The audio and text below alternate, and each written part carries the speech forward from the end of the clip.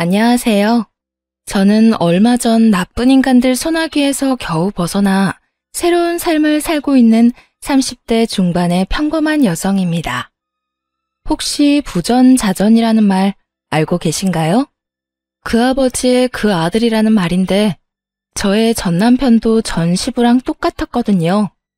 살다 그런 이상한 부분까지 닮은 부자간이 있을 줄 몰랐지만 있긴 하더군요. 하긴 부모 자식 간이니 닮지 않은 게 더 이상하잖아요. 저도 돌아가신 제 어머니를 빼다 박았다는 이야기를 듣곤 했지만 전 남편에 비할 바가 아니더군요. 저는 남편과 만난 지 8개월 만에 결혼을 하게 됐어요. 그렇게 빨리 결혼한 건 제 개인적인 사정 때문이기도 했습니다. 어릴 때 아버지를 여의고 홀어머니 밑에서 동생과 함께 자란 저는 언제나 결혼에 대한 환상이 있었어요. 그리고 결혼식 때는 어머니의 병환 때문에 좀 서둘렀던 것도 있죠. 왜냐면 어머니가 돌아가시기 전에 꼭 결혼식을 올리고 싶었거든요. 어머니의 부탁으로 말입니다. 그러나 어머니도 결혼식 직전에 돌아가시는 바람에 결국 혼주석에는 외삼촌 부부가 앉게 되셨죠. 남편은 평범한 중소기업 직장인이었고 남편과의 만남은 조금은 특수한 편이었어요.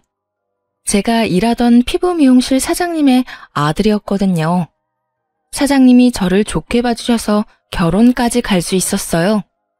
일하면서 만나게 된 그 남자는 착해 보였고 연애 중에는 제게 아주 잘했어요. 그게 다 계산된 것이라고는 상상도 못했지만요. 어쨌든 결혼하고 저는 행복한 결혼 생활을 꿈꿨는데 생각지도 못한 곳에서 그 행복은 조금씩 금이 갔어요. 제가 일하던 시어머니의 피부 미용실은 저와 시어머니 둘만 일하는 아주 작은 가게였어요. 하지만 동네 지인분들을 꽉 붙잡고 있는 매출이 잘 나오는 곳이었죠. 단골들이 많고 사랑방처럼 사람들이 모여 수다도 떠는 곳이 저희 피부 미용실이었어요. 그런데 아주 평범하기 그지없던 그날, 저와 시어머니의 눈을 의심할 일이 이 작은 가게에서 벌어지고 말았어요. 쾅 하는 소리와 함께 누군가가 들어왔어요. 미용 시술하고 있다가 깜짝 놀라 밖으로 나갔더니 제가 아는 얼굴 하나가 있었고요. 어머 아버님, 무슨 일이세요? 그래, 이 여편네 어디 갔냐? 예?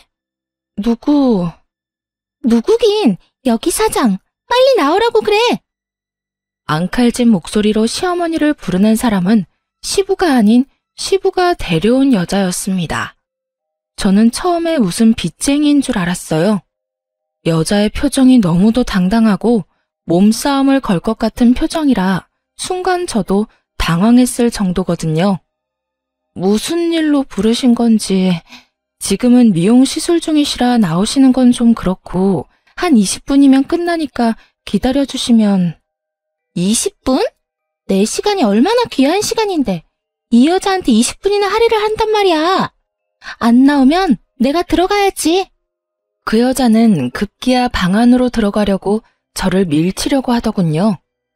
저는 당황한 마음도 잠시 살짝 화가 났어요. 제가 여기서 일하는 직원이긴 해도 시어머니의 며느리라 책임감도 있었거든요. 그런 상황에서 손님 다 떨어지게 만들 작정인지 다짜고짜 단골이 있는 곳에 들어가겠다는 말을 하니 열이 받아 저도 모르게 그 여자 앞을 가로막았어요. 무슨 일인지 모르겠지만 여기서는 안 돼요. 20분만 기다리세요. 야, 네가 뭔데 내 앞을 막아? 그래, 그년보다 너부터 작사를 내주지. 그 여자는 단정히 틀어먹은 제 머리를 쥐어뜯으며 육탄 공격에 들어갔습니다. 저도 참지만은 않았죠. 그 여자가 머리를 쥐어뜯으려 하길래 저는 그 여자 셔츠의 단추를 다 뜯어버렸어요. 옷이 뜯기니 당황한 여자가 제 손을 놓더군요. 머리는 산발이 돼서 우스꽝스러운 꼴로 시모와 손님이 들어가 있는 방문 앞을 지켰는데 밖이 영 소란스러우니 시모가 결국 손님에게 양해를 구하고 밖으로 나오더라고요. 그리고는 시부와 그 여자의 얼굴을 보더니 한숨을 푹 내쉬더군요. 도대체 여기가 어디라고 저 여자를 데리고 와? 당신 미쳤어? 돌았어? 생각이라는 게 있는 거야? 잘도 며느리가 있는 곳에 상간녀 데려와서 나 바람피는 시아버지요. 동네방네 소문내는 거야? 그제야 저는 그 여자의 정체를 알게 됐습니다. 시부의 상간녀, 그것이 저 여자의 정체였어요. 왜? 우리가 못 올 때라도 왔어? 그렇게 헤어져 달라는데 안 된다고 난리치고. 도대체 뭐가 문젠데? 왜 안 헤어지는 건데? 네가 이혼 안 해준다고 해서 내가 여기까지 온 거야. 그 이혼 때문에 여기까지 와서 행패야? 너네가 인간이야? 너네가 사람이 맞기는 하냐고. 정신 나간 것들. 불륜에 아무리 눈에 뵈는 게 없어도 적어도 인간답게는 굴어야 할 거 아니야. 너는 시아버지가 돼서는 며느리 직장에 와서 잘하는 짓이다. 어? 며느리가 너를 뭐로 보겠어? 여태껏 숨겼는데 고세를 못 참고. 다 필요 없으니 이혼이나 해줘. 아들은 이미 다 커서 우리가 있든 없든 상관없잖아. 미성년자도 아니고. 말 길게 섞지 마요. 경고하는데 당장 이혼 안 해주면 나 당신 미용실 매일 찾아와서 행패 부릴 거야. 각오하라고. 그렇게 한바탕 토네이도가 지나간 것처럼 두 사람이 사라지고 나서 결국 머리가 다 뜯긴 저와 정신과 마음이 너덜해진 시모, 그리고 영문도 모른 채 이 모든 일을 지켜봐야 했던 손님만이 남겨졌어요. 그런데 그 손님이 계산을 하며 그러시더군요. 저 여자 옆 동네 음식점에서 일하는 여사장인데 성격 대단하다고 소문났어. 그런 여자 상대로 세댁도 대단하네. 시부의 상간녀는 옆 동네에서 가게를 하는 모양이었고 3년 전부터 시부와 만난 모양이었습니다. 이미 제가 결혼할 때 시부모 사이 관계는 이미 금이 와장창 가 있었던 거예요. 그리고 제게 결국 모든 걸 들켜버리고 이혼까지 종용당한 시어머니는 이혼을 결심하더군요. 저라도 일하던 곳까지 와서 이런 행패 부리면 화났을 거예요. 이혼감이라고 생각했을 거고요.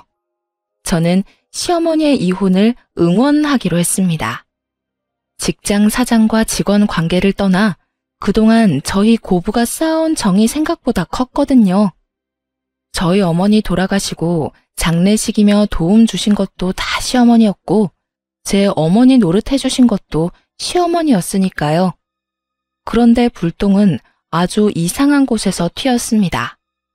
시부모의 이혼 소송이 치열하게 진행 중인 어느 날이었어요.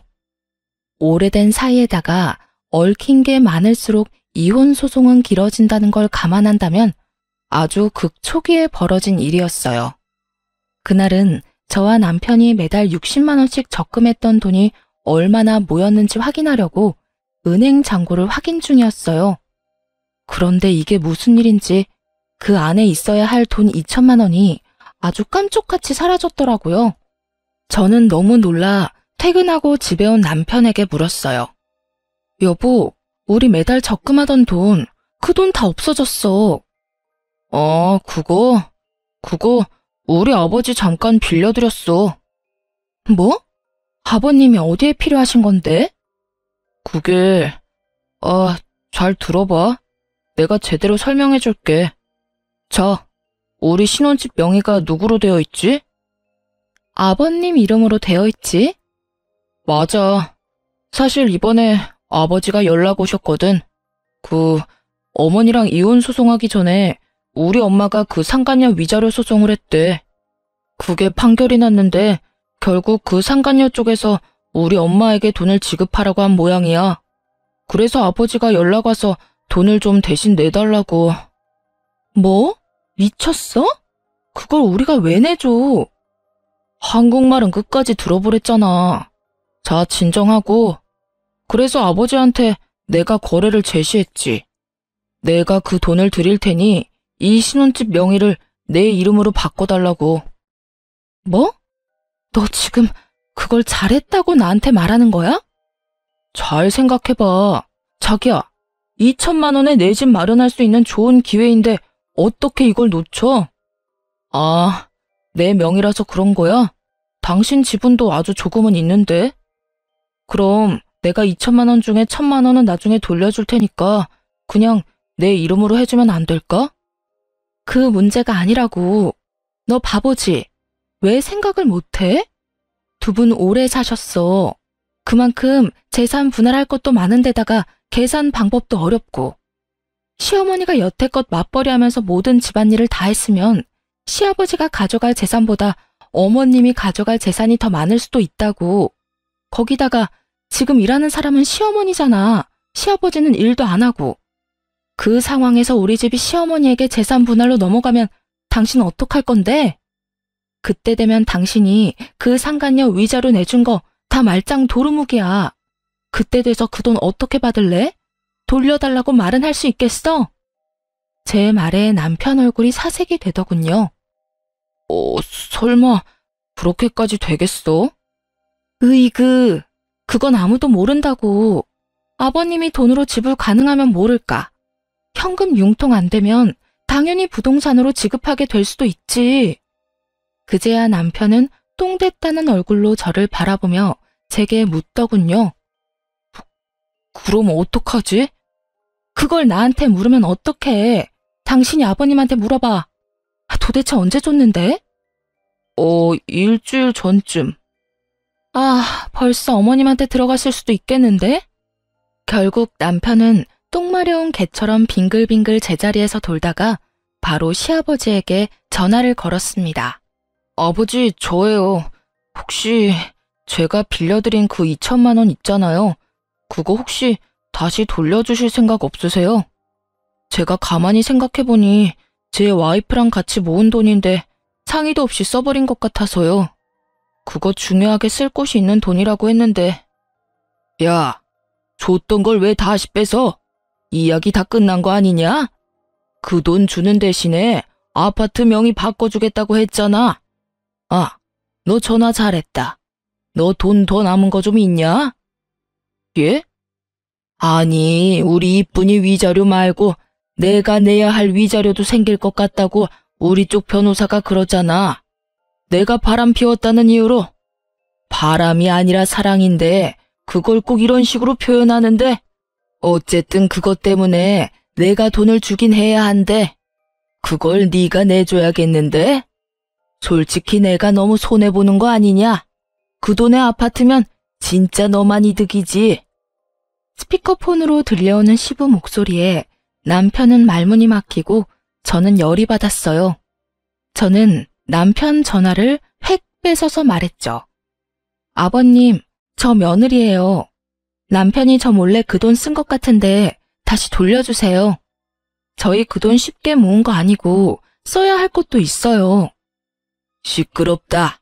이미 다 끝난 일이야. 어디 남편이 한 일에 여자가 끼어들어서 일을 망치려고.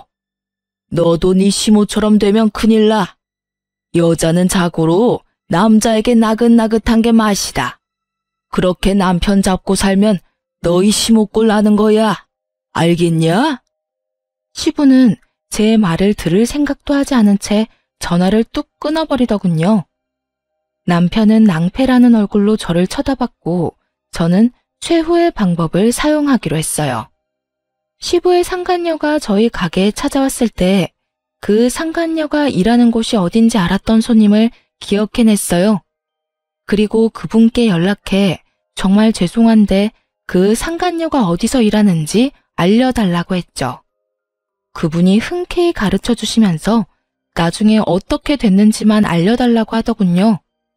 그렇게 약속하고 저는 시부의 상간녀가 일하는 가게로 향했어요. 가게에는 손님이 몇 테이블 앉아 있었습니다. 저는 바로 전화로 제 남동생을 불렀어요. 그렇게 30분 지났을까? 남동생이 터벅터벅 이쪽으로 걸어오더군요. 제가 원하는 복장 그대로 왔더라고요. 제가 그 조폭들 문신한 것처럼 보이는 팔토시를 꼭 착용하고 최대한 그런 사람들처럼 보이도록 오라고 부탁했거든요. 동생은 원래도 덩치가 크고 키가 180이 넘는 거구인데 얼굴까지 좀 험악하게 생겨서 잘만 꾸미면 그런 느낌을 낼 수 있을 거라 생각했거든요. 역시나 그런 동생을 데리고 가게 안으로 들어가니 시부 상간녀의 얼굴이 싹 굳더군요. 그래도 이내 미소를 띠고 다가왔는데 이번에는 제 얼굴을 보고 다시 표정이 굳어버리더라고요. 저 기억하시죠? 그때 피부 미용실에서 일하던 여자예요. 얼마 전에 저희 아버님한테서 돈 2천만 원 받으신 거 있죠? 그거 저희 남편이랑 제가 모은 돈인데 돌려주셔야겠어요. 아버님한테 돌려달라고 했더니 직접 가서 돌려받으라고 하셔서 이렇게 일행이랑 같이 찾아왔어요. 그 돈을 왜 아가씨가 와서 찾아가? 내 애인이 준 돈인데 돈에 꼬리표라도 달렸니? 계좌에서 계좌로 넘어간 거면 꼬리표 달린 거랑 똑같죠. 어쨌든 저는 돈 주실 때까지 여기서 안 나가요. 그러니까 주던지 말던지 아주머니가 알아서 하세요. 저와 남동생은 테이블 자리 하나 떡하니 잡고는 그 자리에 앉았어요. 저만 왔다면 당연히 내쫓겼을 텐데 험악한 남자 하나와 같이 오니 내쫓지도 못하고 끙끙거리고 있더군요. 게다가 우리가 앉은 곳은 입구 쪽이었어요. 사람들이 들어오려고 안쪽을 기웃거릴 때마다 동생이 눈 마주치며 띠꺼운 표정 짓고 있으니 사람이 들어오지를 못하잖아요. 결국 시부가 왔더군요. 야, 너 도대체 여기서 뭐 하고 있는 거야? 뭐 하긴요. 떼인 돈 받으러 왔죠. 저희 돈 저희가 알아서 받아갈 테니 아버님은 끼지 마세요. 그리고 우리 남편한테 그 아파트로 거래하자고 꼬신 것 같은데 그 아파트 어머님한테 넘어가는 거라서 그렇게 거래하신 거죠? 어차피 자기 거 아닌 거 알면서 아들한테 사기쳐서 돈 달라고 한 거 아니냐고요. 이게? 때리고 싶으면 때리세요. 맞고 경찰서 가서 합의금, 치료비라도 뜯어내 드릴까요? 제가 머리를 들이밀며 때리라는 식으로 말하자 시부가 도리어 당황해하며 주저하더군요. 너 설마 우리 마누라가 시키디? 어머님은 아무것도 모르시고 저는 제 돈 찾으러 온 것뿐이에요. 그 2천만 원 중에 1,000만 원은 제 돈이거든요. 그러니까 아버님이 도와주실 거 아니면 가세요. 제가 알아서 받아갈 테니까요. 그리고 시간이 오래되면 오래될수록 이 가게 사장님 소문이 아주 잘 나겠죠? 그 말 한마디에 그 시부와 상간녀는 항복을 선언했습니다. 동네 장사에다가 단골 장사인 건 이 집도 마찬가지였어요.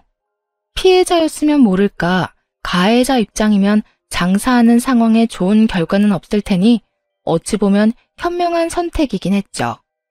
시부 상간녀는 저희에게 돈을 돌려줬습니다. 그리고 그와 동시에 시부도 반납을 했죠. 뭐 죽고 못 사는 절절한 사랑은 아닌 걸로 보이고 그 여자도 결국 동네 사람들 손가락질이 더 무서웠나 보더라고요. 그렇게 당당하게 굴더니 상간녀 꼬리표를 떼어내보려 당분간 장사도 휴업하고 잠수를 탔더라고요. 결국 시부는 상간녀도 잃고 어머님도 잃고 재산도 반 잃었어요. 시부 사정 같은 건 솔직히 상관없었어요.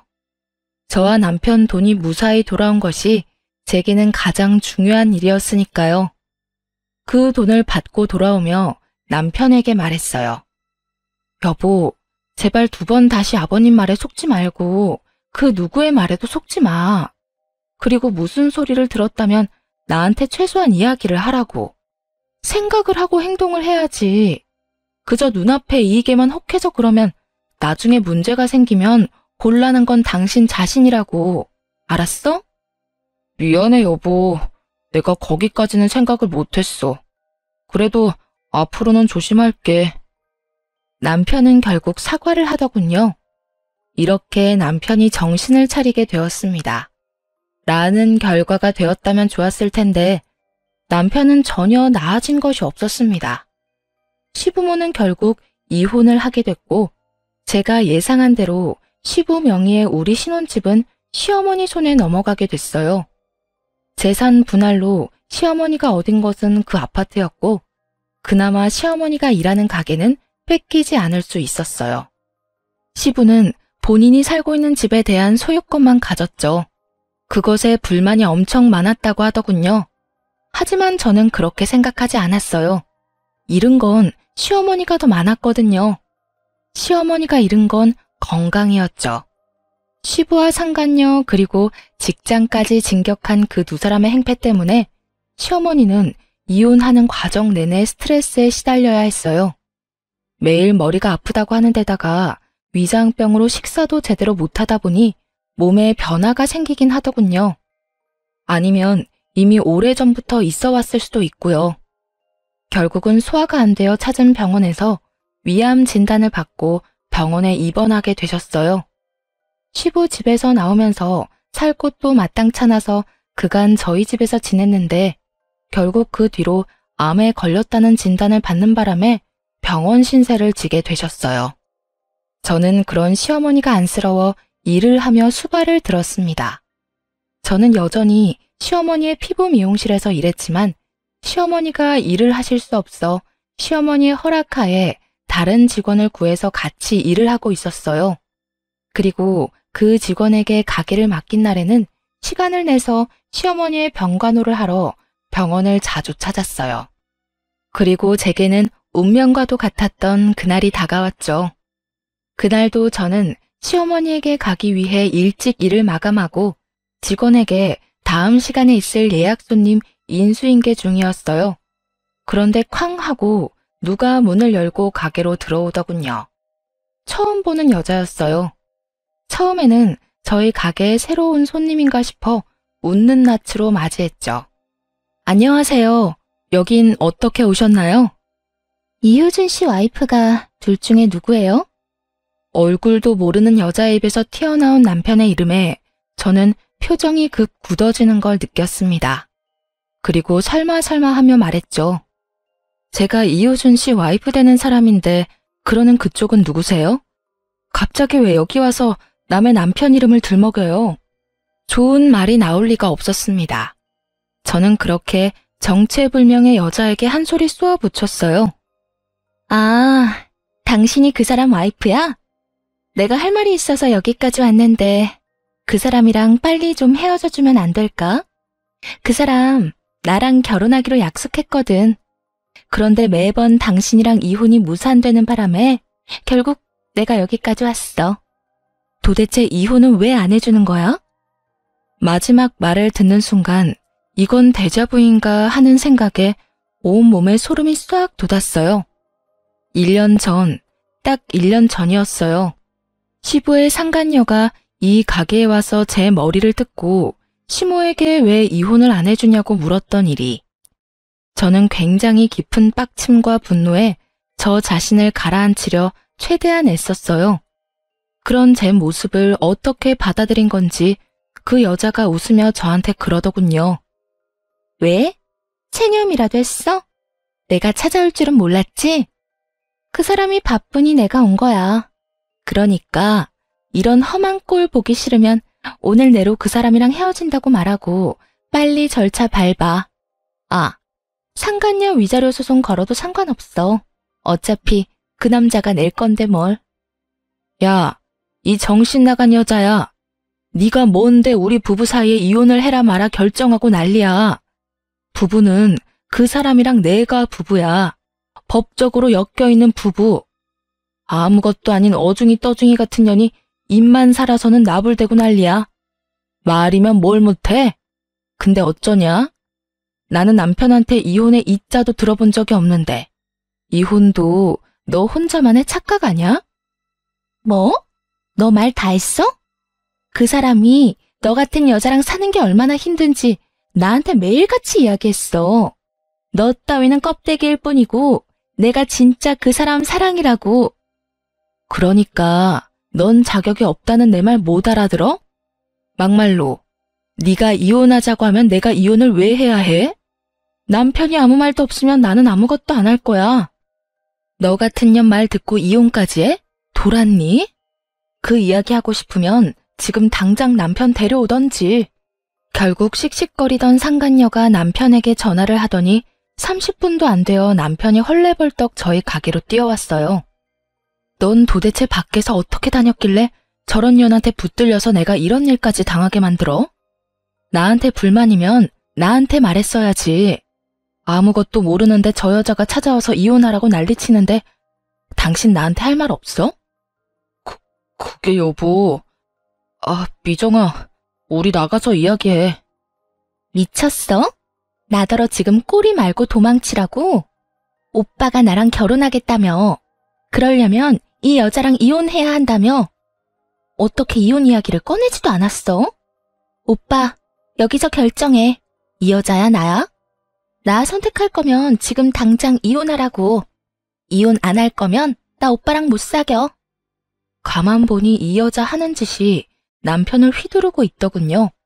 자기가 원하는 대로 남편이 행동하도록 만드는 모습이었어요. 그런데 그런 상간녀보다 남편이 더 웃겼어요. 여보, 이혼하자 우리. 내가 아무리 생각해봐도 사랑 없는 관계는 아닌 것 같아. 당신한테 도움도 많이 받았고 솔직히 당신한테 유감은 없어. 그냥 당신보다 이 여자가 더 좋을 뿐이야. 당신이랑 이 여자 중에서 골라야 한다면 이 여자가 더 좋아. 뭔 미친 소리야? 유감이 없어? 유감 많잖아. 이런 데서 이혼 이야기 꺼낼 정도면 유감 많은 거지. 어떻게 당신이 나한테 이럴 수가 있어? 내가 당신 어머니 수발 드는데 너는 그런 어머니랑 마누라 놔두고 바람 피울 생각이 잘도 들었네. 그래 좋아. 이혼해주지. 못해줄 건 또 뭐야? 이혼 소송하자. 누구한테 더 이득인지 불행인지 한번 까보자고. 결국 저도 이 상황에 열받아서 이혼을 받아들였어요. 시어머니가 이 상황에서 이혼을 하게 된 감정을 그대로 느낄 수 있어서 더 화가 났어요. 아무리 부전자전이라 하더라도 이런 것까지 따라할 필요는 없잖아요. 저는 그 길로 시모에게 찾아갔습니다. 어머님, 안 좋은 소식이 있어요. 그 사람이랑 저 이혼하기로 했어요. 오늘 그 사람 상간녀가 저희 가게 찾아와서 이혼하라고 막 요구하고 거기까지 이야기했을 뿐인데도 시어머니 얼굴이 완전 놀라움과 분노로 뒤덮여 버렸더군요. 뭐라고? 진짜 아들이 상간녀를 데리고 왔어?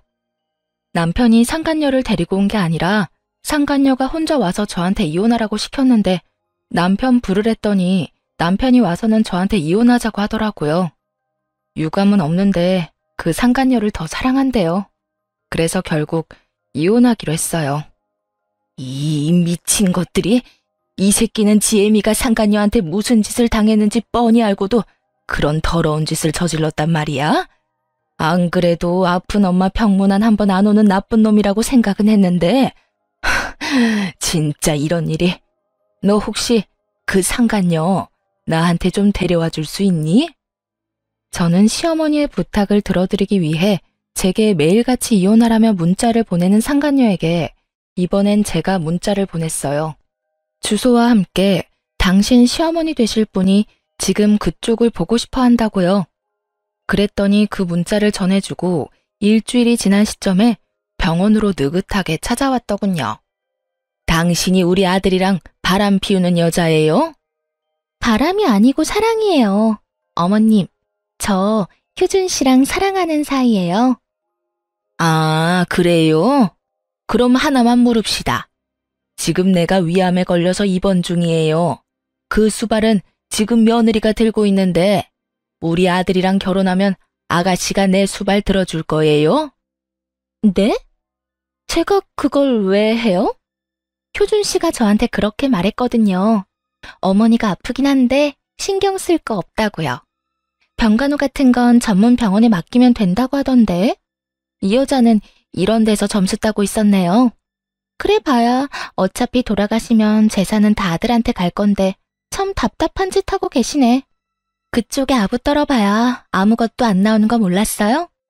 고집만 센 줄 알았더니 머리도 나빠. 이래서 남편이 바람이나 피는 거예요. 알겠어요? 결국은 저에 대한 모독으로 이 면회는 끝났어요. 그리고 그 상간녀가 나가고 시어머니는 부들부들 몸을 떨고 있었어요. 저런 년이랑 결혼을 하겠다고 지금 너를 버리겠다는 거니? 아, 그래, 이혼해라. 너 저딴 놈하고 살아봐야 하등 좋은 게 없어. 제 아빠만은 닮지 말라고 그렇게 말했건만 저런 걸 왜 닮아? 저와 시모는 그날 하루 종일 이혼에 대해 이야기를 나누었어요.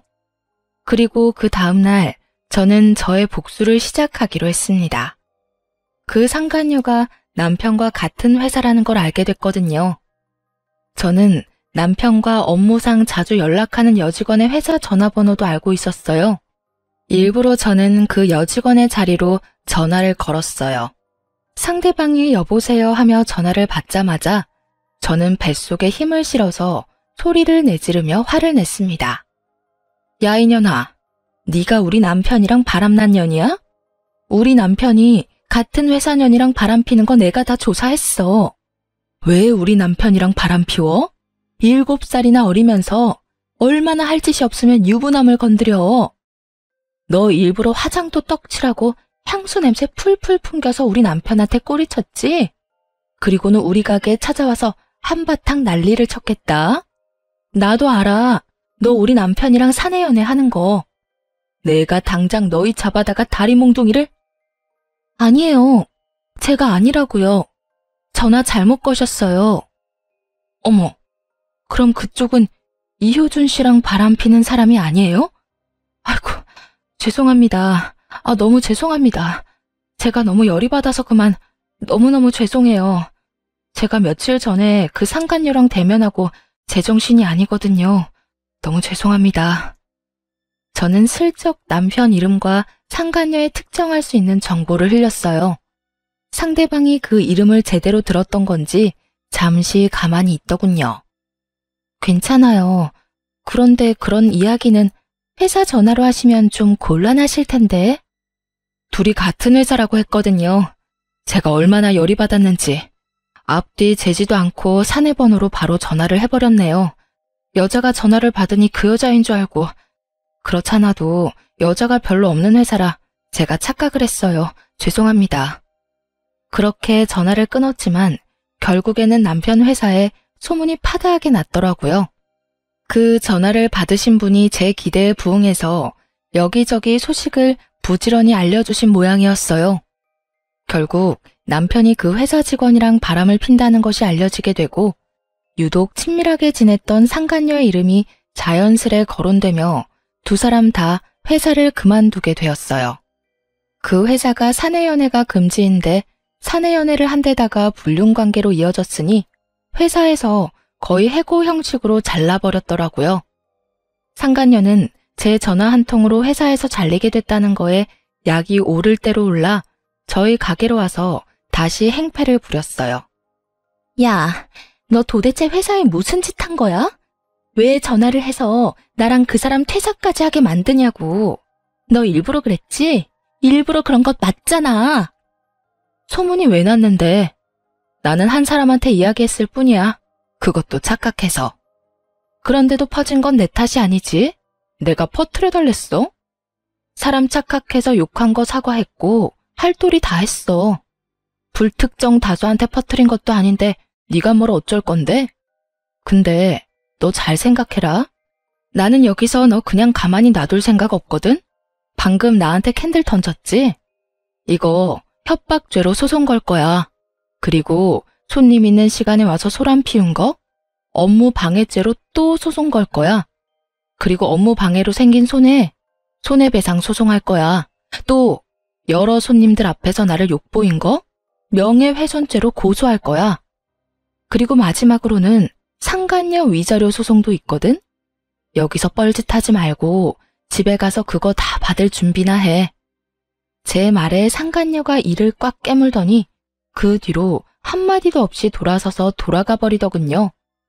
그렇게 상간녀를 보내고 어찌나 속이 시원하던지. 그리고 저는 실제로도 그 소송을 진행했어요. 말만으로 끝내면 사람은 반성을 안 하는 경우가 많거든요. 꼭 그걸 알려주기 위해서 얼마 전에 설치한 CCTV 영상도 같이 첨부했어요. 어차피 가게 로비만 찍는 거고 미리 커다랗게 CCTV가 있다고 스티커도 붙여놔서 사생활 보호법 그런 거 하나도 관련 없거든요. 나중에 알아보니 상간녀는 거기서 퇴사하고 나서 소문이 너무 안 좋게 났던 탓에 동종 업계로는 취직이 안 되는 모양이더군요. 경력 다 버리고 콜센터에 계약직으로 취직했다고 들었으니 말이에요. 다른 사람의 악성 민원으로 감정 노동에 시달리고 있을 텐데 말 같지도 않는 말로 일반인을 분노케 한 장본인이 결국은 다른 이들의 분노를 고스란히 받고 있다니 참으로 속이 시원하더군요. 그리고 저에게 화를 내던 상간녀와 달리 남편놈은 퇴직금으로 제게 위자료를 지급하고 착실히 다른 곳에 취직을 했더군요. 그렇지만 급하게 취직하느라 급여는 예전보다 훨씬 적은 곳이었어요. 남편놈이 왜 이렇게 쿨하게 구는지 저는 상간녀를 통해 대충 짐작하는 바가 있었습니다.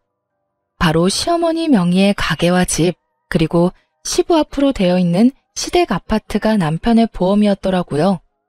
시모는 암치료 중으로 언제 죽을지 모르고 시부도 연세가 많아 곧 돌아가실 거라고 생각한 건지도 모르죠. 그렇지만 언제나 그렇듯 사람 일은 뜻대로 되는 게 하나도 없다는 걸 남편은 모르고 있었어요. 남편과 제게 이혼 판결이 떨어진 건 5개월이 지난 날이었어요. 그리고 그때부터 시어머니와 제가 뿌려놓은 씨앗을 고스란히 거둘 때였죠. 남편과 제가 이혼 확정된 것을 알게 된 시어머니는 헐값에 어머님의 피부 미용실을 제게 물려줬어요. 어차피 너한테 주려고 했던 거야. 그리고 지금 내가 아파서 일을 못하잖니? 네가 사장이 돼서 잘 이끌어준다면 내 마음이 더 편할 거야. 그리고 이렇게 이혼하고도 네가 나를 생각해주는데 내가 어떻게 너한테 아무것도 안 해줄 수가 있어? 그거야말로 인간의 도리가 아니지. 어머님, 그래도 이렇게 헐값에 파시면. 헐값이라니, 너네 간병까지 해주지 않니? 늙은이 수발도 들고 일까지 도맡아 하는데 이건 헐값이 아니지. 결국 저는 시어머니의 성황에 그 가게를 물려받았고 대신 시어머니의 이름도 직원으로 넣어드렸어요. 언제고 다시 돌아오실 수 있도록 말이죠. 그리고 시어머니는 가게를 물려준 며칠 뒤 전 남편과 제가 살고 있던 신혼집마저 팔아버렸어요. 전 남편에게 말도 없이 팔았는지 전 남편이 병원으로 찾아왔더군요. 당신이 왜 여기에 있어? 아직도 시모 곁을 지키고 있는 게 이상해 보였는지 전 남편이 의아한 표정으로 묻더군요. 내 직원 내가 돌보는 게 뭐가 그렇게 이상해? 직원? 아, 맞다, 어머니. 어째서 이 사람한테 가게를 주신 거예요? 내 가게를 내 직원한테 물려준 건데 뭐가 이상하니? 아니, 이 사람 이제 저랑 헤어졌다고요. 아무 관련 없는 사람이잖아요. 왜 관련이 없어? 너보다는 훨씬 나하고 더 관련이 있는 사람인데 1년이다. 장장 1년 동안 너 나 입원한 병원에 코빼기도 안 비췄어. 네가 인간 새끼면 적어도 1년에 4번은 찾았어야지. 설날, 추석, 내 생일, 어버이날. 그런 아들놈이 1년 만에 찾아와서 하는 소리라고는 내 가게 내가 어디다 팔든 네가 신경 쓰지 마. 네 거 아니야. 그러면 아파트는요? 아파트도 왜 갑자기 팔아버렸어요? 갑자기 부동산에서 집 보러 와서 얼마나 놀랐는지 아세요? 왜 놀래? 그 집이 네 집이야? 나는 언제까지고 너한테 맡기겠다는 말 한 적 없어. 그러면 당연히 언제고 나갈 수 있다고 생각했었어야지. 아니면 전화라도 해보던가. 전화도 한 통 없었던 주제에 이제 와서 발등에 불 떨어지니까 찾아와서 질질 짜는 소리를 해? 그래서 그 돈은 어쩌셨는데요? 설마 다 쓰셨어요? 그러면 저한테 물려주실 건 하나도 없으시잖아요. 없다 이놈아. 물려줄 돈? 내가 언제 죽는다든? 아니면 너 내가 죽기를 원해서 이러는 거냐? 죽어줘. 죽어도 다 네 거 아니야. 벌써 주인한테로 다 갔다. 어머니, 왜 이렇게 못되게 구시는데요? 제가 아들이잖아요. 아들이 1년 못 찾아왔다고 이런 식으로 행동하실 수 있어요? 바빠서 그랬다고요? 바빠서. 바빠? 말이나 못하면 밉지나 않지. 너 그딴 정신 나간 상간녀 만나느라 나한테 안 온 거잖아. 네 상간녀는 내가 안중에도 없더라. 나는 그년 내 며느리로 인정 못해. 내가 네 아버지랑 이혼했어도 네 어머니가 아닌 건 아니잖니? 난 그년 싫어. 어른 앞에서 빳빳하게 고개 들고 노려보는 꼴이 꼭 너희 아버지 상간녀랑 판박이더라. 가족도 아닌데 똑 닮은 거 보면 상간녀들은 상간녀들끼리 통하는 게 있나 보지? 그리고 너 그년한테 뭐라 말했는지 모르겠는데 내가 내 수발까지 들어주는 착한 며느리를 버리고 너한테 재산 줄 것 같으냐? 천만의 말씀 만만의 콩떡이다 이 자식아. 네 아버지랑 똑같은 짓 해서 엄마 가슴에 대못 박는 놈 내 자식 아니야. 난 한 푼도 안 남기고 다 쓰고 죽을 거야. 어머니. 시어머니의 재산만 믿고 있던 전 남편 놈에게 떨어진 시모의 말은 청천벽력과도 같은 거였나 봐요. 참 웃기죠. 자기가 벌어서 쓸 생각을 해야지 멀쩡히 살아있는 어머니 재산을 노리고 있다니. 그리고 사실 시어머니가 판 그 아파트 대금 중에 5천만 원은 이미 제 수중에 벌써 들어와 있었거든요. 시어머니가 1년간 수발 들어준 대가로 제게 넣어준 거였죠. 그것도 안 받으려고 거절했는데 결국은 받게 됐어요. 시어머니가 진절머리를 치며 남편이랑 똑같은 짓 하고 나를 돈으로만 생각한 아들놈에게 한 푼도 남겨주기 싫다고요. 그렇다고 기부를 하는 건 아까우니 저한테 주겠다고 말이죠. 그렇게 시모 명의의 모든 걸 눈뜨고 저에게 빼앗기게 된 전 남편은 저를 원망하듯 쳐다봤지만 저는 모른 척했어요.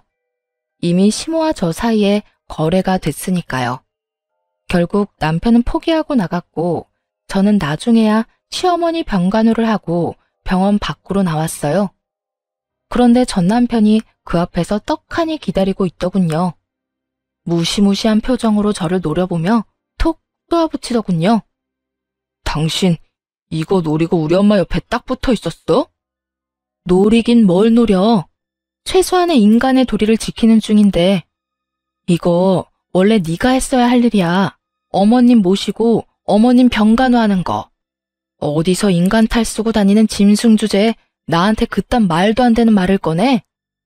여태껏 다 팽개치고 열심히 딴 년이랑 하하호호 즐겁게 잘 노며 더러운 짓 했던 주제에 감히 누구한테 그딴 소리를 해? 제발, 당신은 다 가져갔잖아.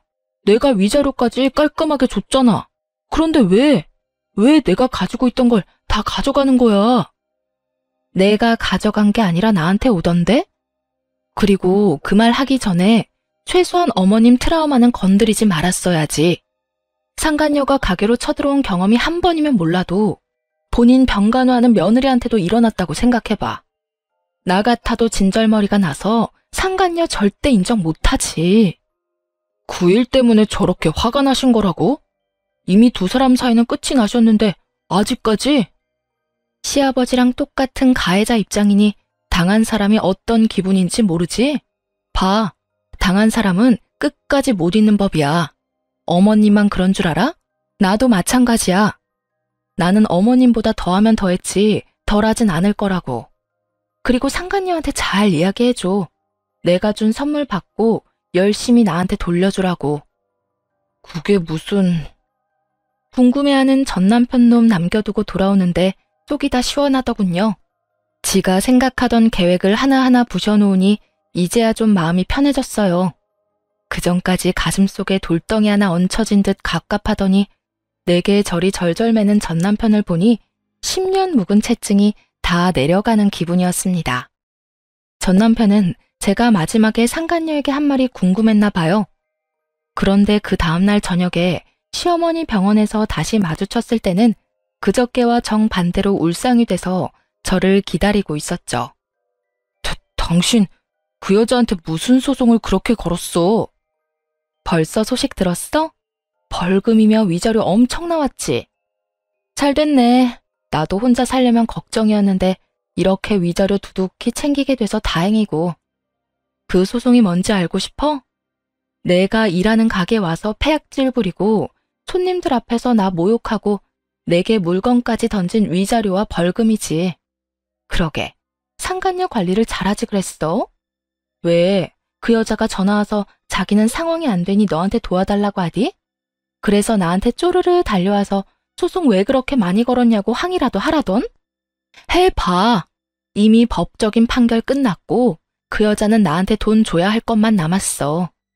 뭐 나는 당신이 내도 상관없다고 생각하니까 둘이서 잘 상의해서 주던가.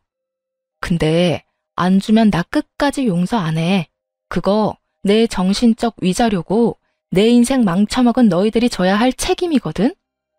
누가 내든 안 주면 압류며 뭐며 할 수 있는 조치 다 취해서 숨도 못 쉬도록 만들어줄 테니까. 악에 받쳐서 따박따박 받아치는 제 말에 남편 놈이 제게 바싹 마른 입술에 침을 묻혀가며 양손을 모으더군요. 여보, 내가 이렇게 빌게. 나 그 여자랑은 헤어졌어. 그 이상한 여자가 자기 때문에 이런 일 벌어졌는데 나한테 도리어 돈 대신 내달라고 떼를 쓰더라고. 게다가 돈이 한두 푼도 아니고 몇 천만 원을. 그러니까 내가 이렇게 빌 테니까 그 여자랑 나 두 번 다시 엮지 마. 당신도 알다시피 나는 당신 위자료 갚았고 재산도 이제 한 푼도 없어. 집도 이미 팔리는 바람에 월세 살고 있단 말이야. 나한테 그 여자 돈 내달라고 하지 마. 왜? 사랑한다며. 그럼 계속 쭉 사귀지 그랬어? 나는 그 여자 대신 돈 내줄 사람 있으면 더 좋은데? 미안하다고 했잖아, 여보. 누가 여보야? 나 네 여보 아니야. 우리 이제 남남인 거 몰라? 알았어. 그 여자한테 당해보니까 당신 소중함을 알았어. 그러니까 우리 다시 시작해보지 않을래? 내가 정말로 잘못 생각하고 있었던 것 같아. 내 인생 구원해주는 게 당신이라는 걸 이제 깨달았어. 그 여자가 가는 곳곳마다 사고만 쳐서 내가 수습해야 하는데 당신은 다르잖아. 저는 재수없는 표정으로 남편에게 살며시 가운데 손가락을 내밀어주며 썩은 미소를 날려줬습니다. 헛소리는 상간녀한테 가서 하시고요.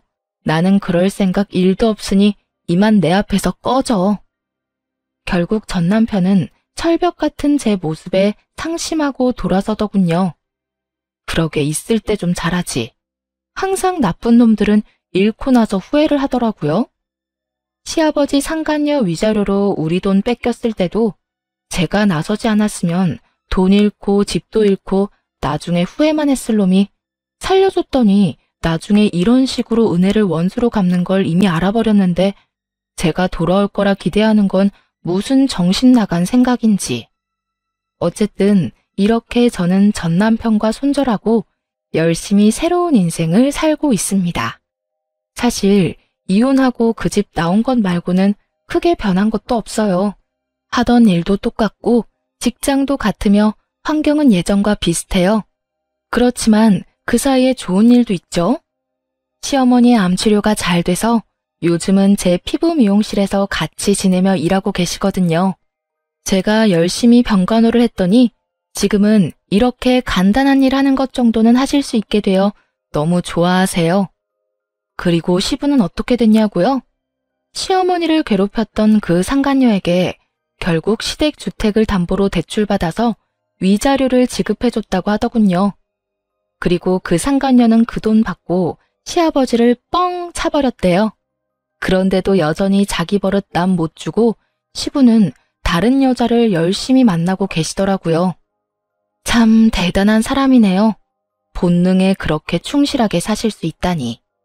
저로서는 상상도 못할 일인데 어쨌든 그쪽과는 이제 전혀 연이 없어 만나지도 않고 우리 손님들을 통해서 여기저기 소식은 간간히 듣고 있어요. 아참, 상간녀한테 한 번만 더 까불면 매운 소송 맛을 보여주겠다고 말했더니 더 이상 연락이 없더군요.